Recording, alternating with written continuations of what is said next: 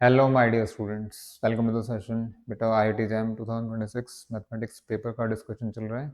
आइए real analysis का एक और बेहतरीन और दिल छू लेने वाला क्वेश्चन करते हैं। आओ भाई। Yes, which of the following statements is the true. Question की प्रकृति, क्वेश्चन का नेचर ये बता रहा है कि एक से ज़्यादा करेक्ट हो सकता है। बेटा इसी तरह का क्वेश्चन बच्चे का टैलेंट सामने लेके आता है कि हाउ टैलेंटेड द बॉय और द गर्ल इज, और जीवन में क्या करेगा वो। तो क्वेश्चन बहुत ध्यान से पढ़ना पड़ेगा, पूरा डिस्क्रिप्शन है या डिस्क्रिप्टिव क्वेश्चन है, जल्दबाजी में तो कर नहीं सकते हम। तो पहला option, there exist monotonic sequence. अच्छा, अगर की टर्म्स देखें तो monotonic, convergence, convergent subsequence, चलिए कुछ कुछ समझ में आ रहा है। मैं एक बार पूरा पढ़ लेता हूँ, उसके बाद देखते हैं। भाई उन्होंने एबीसीडी बोला ना, आप मेरे सॉल्यूशंस में नहीं देख रहे। जरूर थोड़ा ना उन्होंने एबीसीडी बोला तो सबसे पहले आप ए पे ही अटक जाएं और सारा क्वेश्चन खराब कर लें, ऐसे थोड़ा ना होता है।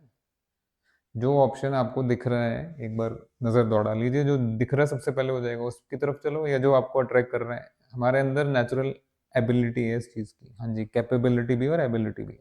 आइए सर, तो A option whatever the thing is there exist, पता नहीं क्या है बच्चे की नजर से। सी ऑप्शन में हाँ थोड़ी जान में जाना ही, क्यों? क्योंकि यहाँ इन्होंने सिंबल दे दिया।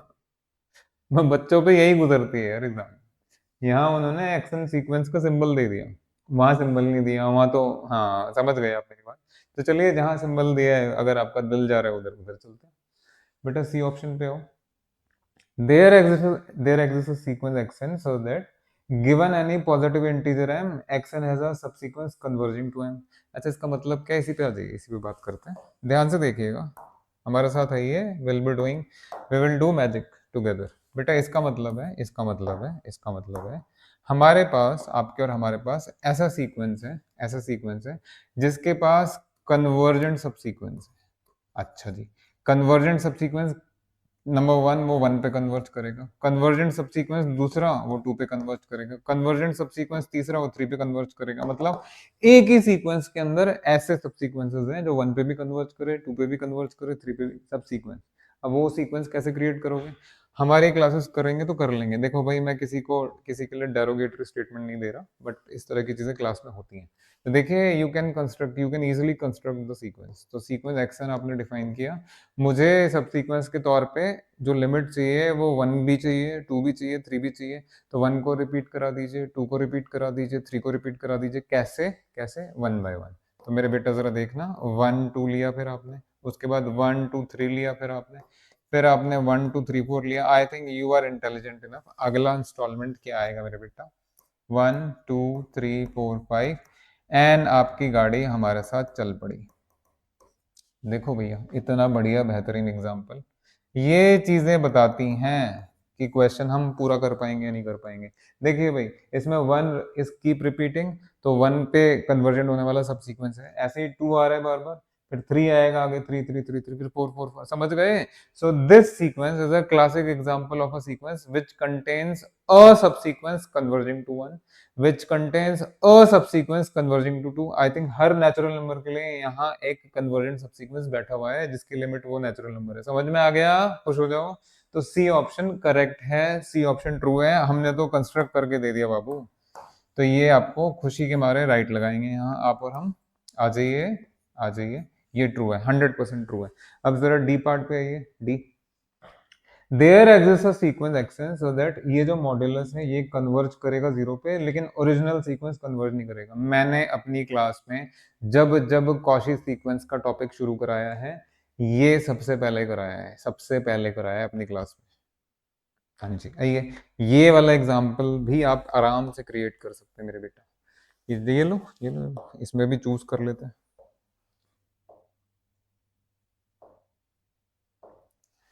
Choose sequence x n to be root n. ये हम फोर्थ पार्ट के लिए, डी पार्ट के लिए कर रहे हैं। हाँ जी, क्या इसमें ये सब होगा? डेफिनेटली होगा। पहले ये देख लीजिए, sequence x n is root n का मतलब, रूट एन का मतलब मेरे बेटा, हाँ जी, इसका मतलब है root one, root two, root three, ऐसे टर्म्स। अच्छा, ये तो आप एग्री करते हैं ना, root one, root two, root three, root four, root five, तो बढ़ता ही जा रहा है बेटे, तो इन्फिनिटी पे जाएगा, यानी कि ये खुद कन्वर्जन नहीं है। तो ये वाली चीज तो कंफर्म हो गई कि एक्शन डज नॉट कन्वर्ज। अब वो मॉड्यूलस में जो दिया था उसने, एक्स एन और एक्स एन प्लस वन का डिफरेंस, वो देख लो, वो देख लो। मॉड में xn plus one minus xn खूब कराया भैया मैंने क्लास में, मैं तो दिल पे हाथ रख के कह सकता हूँ, जो हमसे पढ़े हुए हैं वो भी। हाँ जी, इसको रैशनलाइज कर लेंगे, root n plus one minus root n plus one plus root n मेरे बेटा divided by root n plus one plus root n. साथ आइए, तो जब न्यूमरेटर आपका कंबाइन होगा तो a square minus b square का फॉर्मूला लगा के ये बन जाएगा n plus one minus n, ये तो गया, डिवाइडेड बाय रूट में n plus one by plus root n. जी यहाँ देख सकते हैं, अब मॉडुलस हटेगा, हट जाएगा, बिकॉज ये भी पॉजिटिव और ऊपर वन भी पॉजिटिव। तो ये आ गया मेरे बेटा वन ओवर रूट में n plus one plus root n. हाँ जी, क्या कहता है आपका दिल, अगर आप इसमें एन गोस टू इन्फिनिटी लगाएंगे, एन गोस टू इन्फिनिटी, तो वन बाय इन्फिनिटी यानी जीरो। समझ में आ गया? तो ये देख लीजिए, xn plus one minus xn का जो डिफरेंस है वो जीरो पे कन्वर्ज कर रहा है, but xn itself is not converging. तो आपका सी ऑप्शन के लिए भी आपको सीक्वेंस दे दिया गया है, डी ऑप्शन के लिए भी आपको सीक्वेंस दे दिया गया है। मजा आ गया? अच्छा, मजा क्या आया आपको कि भाई कम से कम चार में से दो ऑप्शंस तो दिल पे हाथ रख के आपने कर लिया। अब बचे बाकी ऑप्शंस, बेटा उसके लिए आओ, साथ तो आने पड़ेगा। मैं ये हटा देता हूँ सब, क्वेश्चन थोड़ा बड़ा कर देते हैं, अदरवाइज हम बाकी पार्ट्स नहीं कर पाएंगे।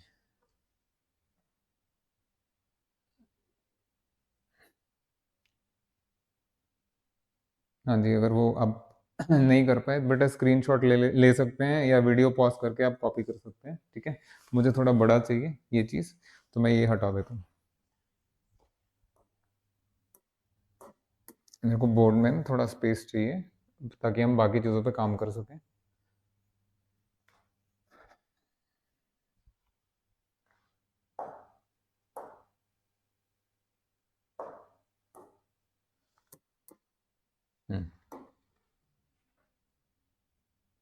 आ जाओ मेरे बेटा।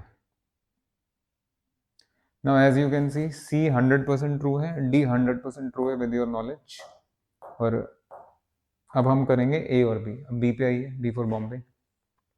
There exists a sequence that has a bounded subsequence but does not have any convergent subsequence। यहाँ थोड़ा क्लैरिटी कम है बट कोई बात नहीं, फिर भी हो जाएगा। बेटा जरा आना, फिर से आना। There exists a sequence that has a bounded subsequence। अच्छा जी, अच्छा जी, ये क्या कह रहे हैं? अरे ये जो भी कह रहे हैं, ये देख के आपको कुछ थ्योरम याद आनी चाहिए। पहले बात करते हैं। देखो मेरे बेटा, ये ए एन हो गया, इसका सबसीक्वेंस ले लिया आपने ए एन के, सपोज ये ओरिजिनल सीक्वेंस था और ये इसका सब सीक्वेंस था। मैं बी पार्ट के लिए काम कर रहा हूँ, आप लोग आ जाओ मेरे साथ बी पार्ट के लिए। ऐसा सीक्वेंस एग्जिस्ट करता है जिसके पास एक बाउंडेड सब सीक्वेंस तो है, लेकिन कोई भी कन्वर्जेंट सब सीक्वेंस नहीं। एक मिनट, एक मिनट, एक मिनट। हाँ जी, ये कीवर्ड्स, कीवर्ड्स नहीं आया याद। अरे यार, हद हो गई, हद हो गई, हद हो गई। ये क्या लिखा है? अभी भी नहीं याद आया। अरे भैया, बोल्जानो रिस्ट्रस थ्योरम क्या कहता है? What is Bolzano Weierstrass theorem? दो फॉर्म्स हैं, अगेन मैं तो क्लास में कराता हूँ भाई। पहला फॉर्म लिमिट पॉइंट को लेके, every convergent sequence has a limit point, या फिर every, sorry I am so sorry, every bounded sequence has a limit point, not convergent. Bolzano Weierstrass theorem कहता है every bounded sequence has a limit point, या फिर every bounded sequence has a convergent subsequence. Clarity के साथ चलते हैं। तो Bolzano Weierstrass theorem bounded sequence में डील करता है। अच्छा जी, अब आप कहेंगे कि इन्होंने ओरिजिनल सीक्वेंस को थोड़ा ना बाउंडेड बोला है। अरे बाबू रे, ओरिजिनल सीक्वेंस को नहीं बोला तो क्या हुआ? सब सीक्वेंस को तो बोल दिया। अब क्योंकि ये सब सीक्वेंस बाउंडेड है मेरे बेटा, अगर ये बाउंडेड है, अगर ये बाउंडेड है, तो क्या इस सब सीक्वेंस का एक सब सीक्वेंस कन्वर्जन नहीं हुआ? डेफिनेटली। बोल्जानो रेस्टोस थ्योरम क्या कहता है? कोई भाई ये अपने आप में एंटिटी है या नहीं है? दिस इज सब सीक्वेंस इज आल्सो सीक्वेंस, इसको सेपरेट एंटिटी की तरह डील कीजिए। अगर ये एक बाउंडेड सीक्वेंस की तरह आपके पास रखा हुआ है, तो बाय बोल्जानो रेस्टोस थ्योरम इसका एक कन्वर्जेंट सब सीक्वेंस आएगा। so this implies there exists a convergent subsequence of it। हाँ, उसको नाम क्या देंगे? अरे लो यार, तुम भी कमाल कर रहे हो। IITN बनोगे, ऐसे ही बन जाओगे। ये लो, डैश लगा दिया आपने। समझ में आ गया बेटा? क्या गजब ही है, मतलब घालमेल चल रहा है। अब रुकिए जरा, ठहर जाइए, ठहर जाइए, ठहर जाइए। तो ये सब सीक्वेंस बाउंडेड होने की वजह से जो इसका सब सीक्वेंस आएगा वो कन्वर्जेंट हो जाएगा। हाँ जी, ये इसका पार्ट है और ये ओरिजिनल सीक्वेंस का पार्ट है। तो आप कह सकते हैं ये जो लास्ट में सब सीक्वेंस कन्वर्जेंट आया है, ये ओरिजिनल सीक्वेंस का पार्ट है। अब देखें यहाँ क्या कह रहा है, देयर एग्जिस्ट अ सीक्वेंस जिसके पास एक बाउंडेड सब सीक्वेंस तो है, लेकिन कोई भी कन्वर्जेंट सब्सीक्वेंस नहीं है। गलत हो गया ना, देख लो भैया। बोल्जानो रस्ट्रास थ्योरम बच्चा बच्चा पढ़ता है लेकिन समय पे अप्लाई नहीं कर पाता, क्यों? क्लैरिटी नहीं है। मैं इन्हीं के साथ कुछ बोलना चाहूंगा।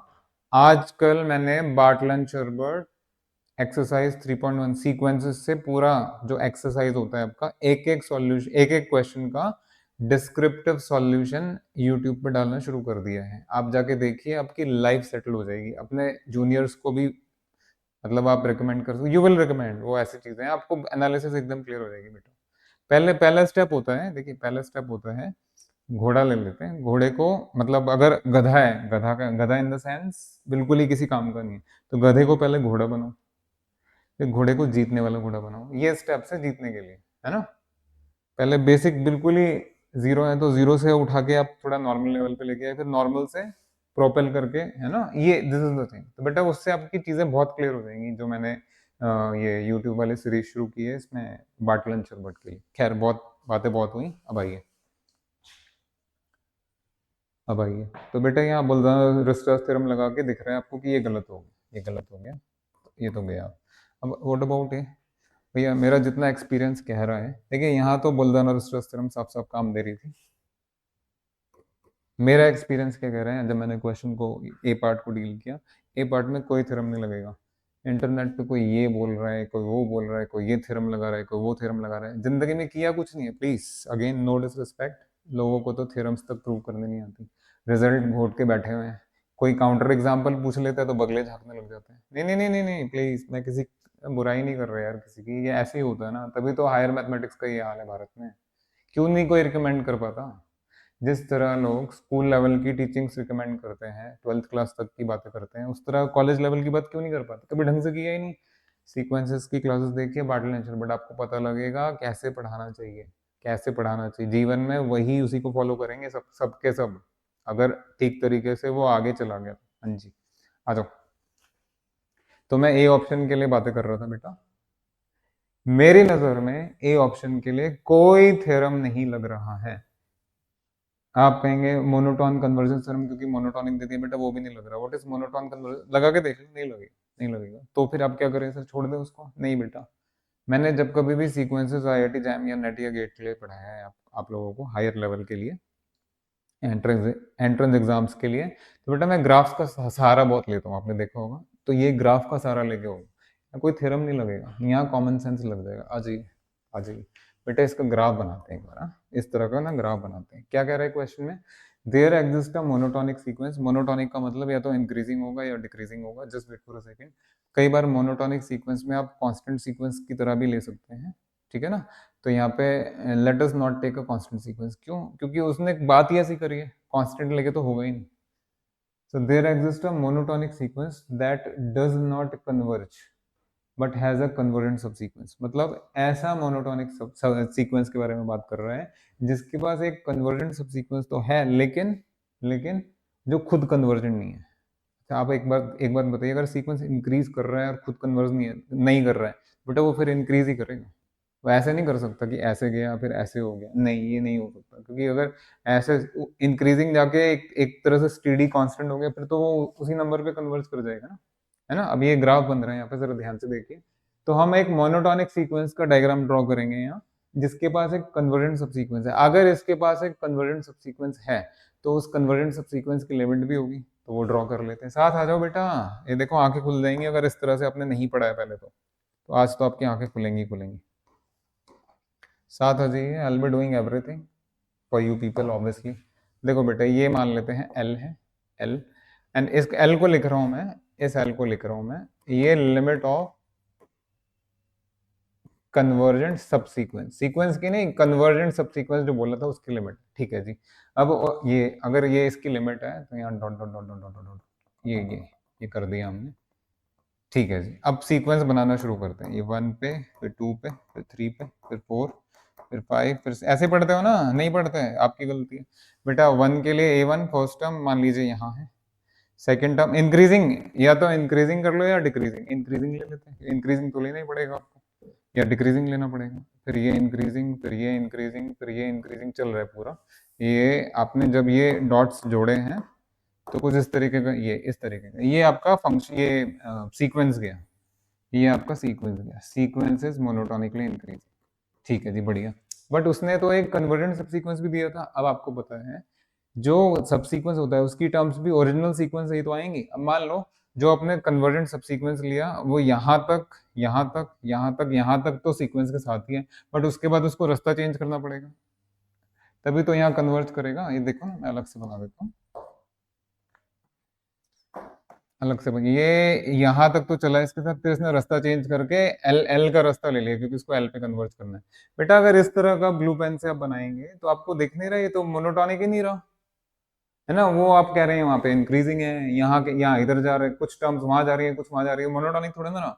तो ट्राई टू ड्रॉ ऐसे ही, अगर ग्राफ पे आपका कमांड है तो, या ग्राफिकली अगर आपने सीक्वेंस पढ़ा है तो यहाँ से आपको पता लग रहा है तो संभव ही नहीं है, पॉसिबल ही नहीं है, ये पॉसिबल ही नहीं है, ऐसा नहीं हो सकता बिल्कुल भी। आपके आप ड्रॉ करके देख लो तो बेटा ये भी गलत है। ये शेयर लॉजिक से किया, यस, IITN की आंखों से किया है हमने। तो ए हो नहीं सकता, बी हो नहीं सकता, आपका सी और डी होगा। तो ये बहुत बेहतरीन क्वेश्चन था, जबरदस्त क्वेश्चन था, और मैंने बिल्कुल ये क्वेश्चन बच्चे के माइंडसेट से ही किया है, जैसे एग्जाम में बच्चा फील करता है। अगेन दो ऑप्शंस क्लियर हैं, दो क्लियर नहीं है, हाँ ऐसे ही होगा, डेफिनेटली होगा। बेटा मैं फिर कुछ कहना चाहूंगा, पहले वाले ऑप्शन में कोई किसी तरह का रिजल्ट नहीं लग रहा है, कोई रिजल्ट लगाता है उसको बोलने से इसका प्रूफ देके दिखाना, बकवास करते हैं खाली, मुझे गुस्सा बहुत आता है जब चीजें पता है, मतलब if there is a certain clarity about the thing, तो अगला बकवास करेगा तो आपको गुस्सा नहीं आएगा। चलिए कोई बात नहीं आप मत गुस्से में आइए, आप क्वेश्चन करिए। Thank you.